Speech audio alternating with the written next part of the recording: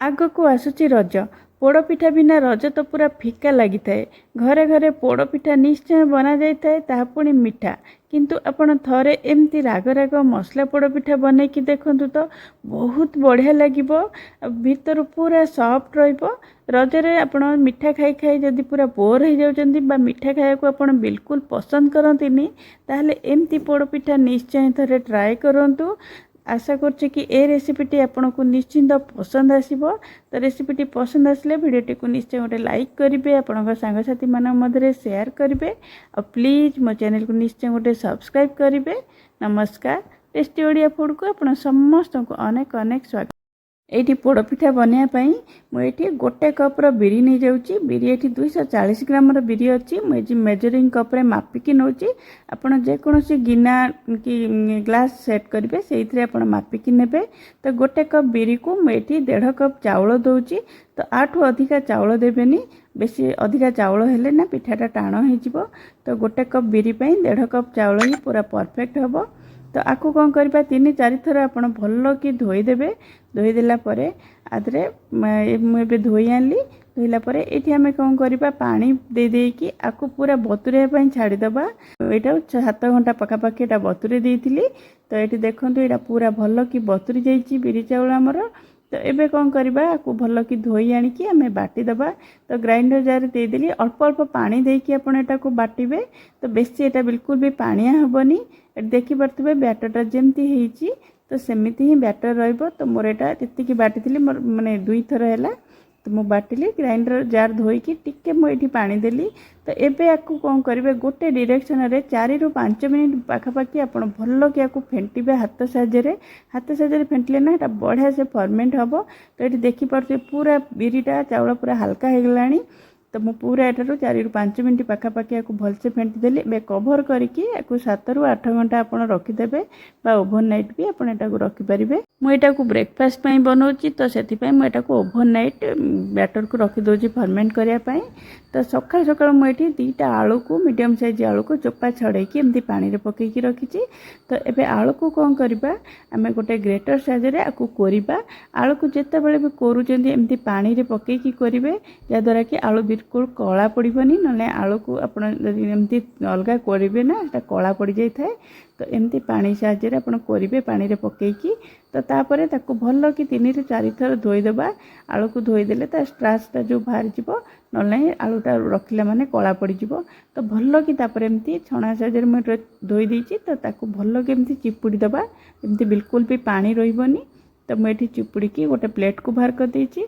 एठी मु 3टा medium size पियाज को पूरा स्लाइस काटिकी नहीं। पियाज टिके पिठारे अधिका देले टेस्ट बहुत ही बढ़िया लगता है।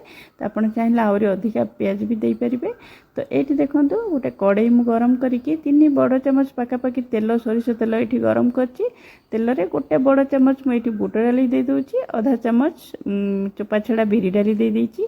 आ गोटे बड़ चामच ये सोरिष देदेबा, आधा छोट चामच जीरा देदेबा। फुटण बिल्कुल देवेनि भल लगिबनी। तो सोरिष आ जीरा रे खाली करेंगे बहुत ही बढ़िया टेस्ट आसीबो। आईटी आम पियाज देदेबा।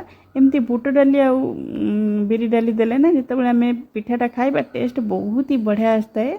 तो पियाज को दे दे किछि सेकेंड प्रथम एमती गोले देबा। तो तापरे एठी भूसंग पत्र मु किछि दे दोची। तो भूसंग पत्र आम पछरे भी पकेबा। तो ये भी मसलार मुझे दौची। तो आपको हाई फ्लेम दे देबे। हाई फ्लेम रे 30 ରୁ 40 सेकेंड पाखापाखि आपको टिके प्रथम गोले देबा। पियाज पकईक आम लो फ्लेम करदे पियाज रू पानी बाहर पड़ता है। तेणु पियाज पकेला बेले प्रथम हाई फ्लेम देबे। तो तापर आम ये आलू को देदेबा जो कोरा होइतिबा आलू को देकी आम भी ताकू प्रथम टिके हाई फ्लेम रे भाजिबा। तापर लो फ्लेम रे 2-3 मिनिट पाखापाखि भाजिबा। एठी आलू को आपण बिल्कुल अधिका सिझिबा दरकार नहीं। ये लुण देदेबा स्वाद अनुसार।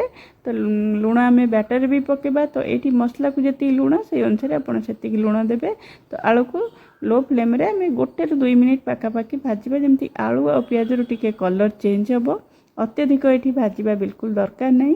2 मिनिट पाखापाखि भाजिबे। ये देखो किसी आलू और पियाज मसला को बाहर कर रखुची जोटा पर आम यूज करवा। तो ये कौन कली 2टा मीडियम साइज गाजर को मुझे ये दे दूची। तो आप चाहिए गाजर को स्किप करेंगे किंतु देले बहुत ही टेस्ट लगी था। तो लो फ्लेम रे किछि सेकेंड एटा आमे भाजिला परे बंद करदबा। एठी गाजर को भी आमे अधिका समय बिल्कुल भाजिबा दरकार नहीं। ଏବେ ଆମେ ବ୍ୟାଟରଟା ଚେକ୍ କରିବା। ତ ଏଠି ଦେଖିପାରୁଥିବେ ମୁଁ ଏଟାକୁ ଓଭରନାଇଟ୍ ଯେହେତୁ ରଖିଦେଇଥିଲି ନା ବଢ଼ିଆ ସେ ଫର୍ମେଣ୍ଟ ହେଇଛି। ତ ଏମିତି ଫର୍ମେଣ୍ଟ ଯଦି ହେବ ନା ପିଠା ଆପଣଙ୍କ ପୁରା ସ୍ପଞ୍ଜି ବନିବ ଆଉ ଟେଷ୍ଟ ବି ବହୁତ ଭଲ ଆସିବ। ତ ଆକୁ ଆମେ କ'ଣ କରିବା ଆଉ 1 ମିନିଟ୍ ପାଖାପାଖି ଭଲ କି ମିକ୍ସ ଟିକେ କରିଦେବା। ତ ମୁଁ ରାତିରେ ମୋତେ ଲାଗିଲା ନା ମାନେ ଜାଗାଟା ଛୋଟ ଅଛି, ପିଠଉଟା ଅଧିକା ବାହାରକୁ ବାହାରି ଆସିବ ଫର୍ମେଣ୍ଟ ହେଇକି। ତ ମୁଁ ଗୋଟେ ଜାଗାକୁ ଟିକେ ବାହାର କରିଦେଇଥିଲି। ତ ଏବେ ସେଟାକୁ ସବୁ ମିଶାଇ ଦେଲି। ତ ଏଠି ଦେଖିପାରୁଥିବେ ତ ଏଠି लुण देदेबा स्वाद अनुसार। तो आम मसलार भी लुण देची, लुणटा देखिकी देवे। तो 1 इंचर अदा को मुझे कोरिकी एठी दे दूची। तो तापर आम जो मसला करके रखी तो सहीटा देदेबा। आपड़ कौटू कौटू मोर वीडियो देखुच ना निश्चय मत कमेंट माध्यम जनइबे, जद्वारा कि मुझे गोटे थैंक यू जन पारि। आपण मान कमेंट देखले भी मत बहुत ही खुशी लगे। तो ये देखो किसी कटा जो भूसंग पत्र देदेली आ बहुत सारा धनिया पत्र देदेबा, जोटा कि टेस्ट बहुत ही बढ़िया आसता है धनिया पत्रर। तो तापर आम या भल कि मिक्स करदे 1 ରୁ 2 मिनिट पाखापाखि आपको भल कि मिक्स करेंगे, जमती कि माने मसलाटा पूरा बैटर सहित भल कि मिसिबो। तो आपन को जदि मोर रेसिपी पसंद आसता है ना प्लीज़ वीडियो को निश्चय गोटे लाइक करेंगे, आपण सांगसाथी मान मध्य शेयर करेंगे और प्लीज़ मो चैनल को निश्चय गोटे सब्सक्राइब भी करेंगे। तो ये देखो गोटे बड़ चामच मु राग लंका गुंड देती। मुझे कंचा लंकार यूज करनी, आप चाहिए कंचा लंका पकई पारे। ये मुझे राग गुंड देली कहीं पिला माने कंचा लंका खावा को पसंद करें। एबे पिठा को पोड़ियापाई मुझे गोटे कड़े नहीं जाइए, तले टिके तेल लगे देती। तो तापर मुझे कदली पत्र दे दूची। आपड़ चाहिए यहाँ को केकटी ने भी बटर पेपर लगे करेंगे जदि कदली पत्र नहीं। तो ये मु भल कि तले पूरा भलसे कदली पत्र देदेली। कदली पत्र टिके सेकिकी नेबे ना पिठाटा बढ़िया से उठिबो। तो तले भी आउ टिके तेल सोरिष तेल दे लगे देची। तो तापर मैं बैटरटा को देदेबा। तो जिते बड़ पिठा आप करने चाहते से बैटर देदेवे। मुझे पिठौ करी ना 2टा पिठा मोर बढ़िया सेमती है। तो ता ऊपर मुझे पियाज जो मसलाटा रखी बाहर करके तो सहीटा देदेली। तापर टिके लंका गुंड एमती टिके छिंचीदेवा ऊपर, आउ टिके धनिया पत्र भी देदेबा। आपण इच्छा अनुसार आपण जमती भी ऊपरटा डेकोरेट करेंगे।